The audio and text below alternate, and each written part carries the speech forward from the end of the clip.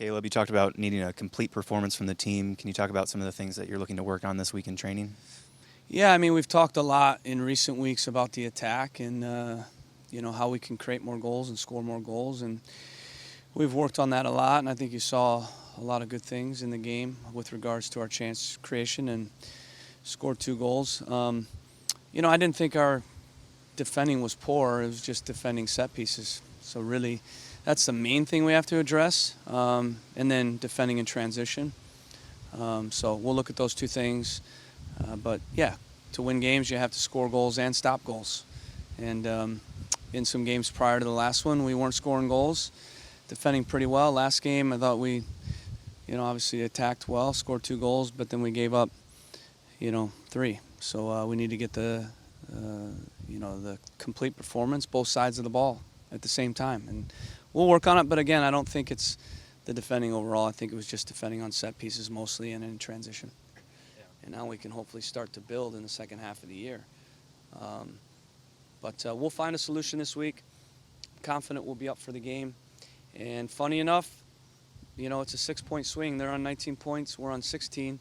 So we literally can go level with them and be above the playoff lines. So it's easy to, lose sight of that. We have to keep perspective and, obviously understand that one win turns everything. They're unbeaten. NYC's unbeaten in their last 8, including 5 on the road. What's been something that stands out in their game as of late? Good players, very talented roster, extremely talented roster.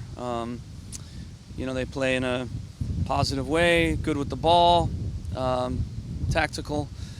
They've been healthy, so, a lot like we were early in the year. I look a lot like we did early in the year when we were healthy. Abubakar's had 2 starts in the U20 World Cup. Have you been able to watch much of him, and what have you seen? Yeah, watched the matches. I think he's been great. It's been good to see and good experience for him, and real pleased with what he's doing. As somebody with U23 experience, coaching experience, what does an opportunity like that create for players in those positions?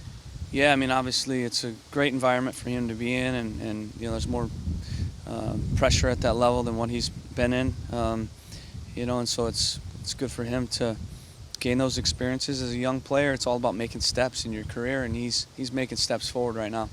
When you talk about having one light bulb on and maybe another goes off or hasn't been there, I'm sure you've had that in seasons past, and what has kind of gotten you guys out of that? I think it's a part of the evolution. It's just, again, been a little bit trickier because we have different guys in each lineup and different game plans.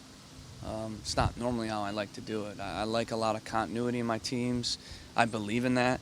And I think there's no coincidence when teams have continuity and they can build week after week with primarily an 11 and focus on themselves and focus on their identity and execution, then you are more consistent both sides of the ball with your performances because the connections are there, they're built, and the understanding and the cohesiveness, like I said, that's a massive part of winning games.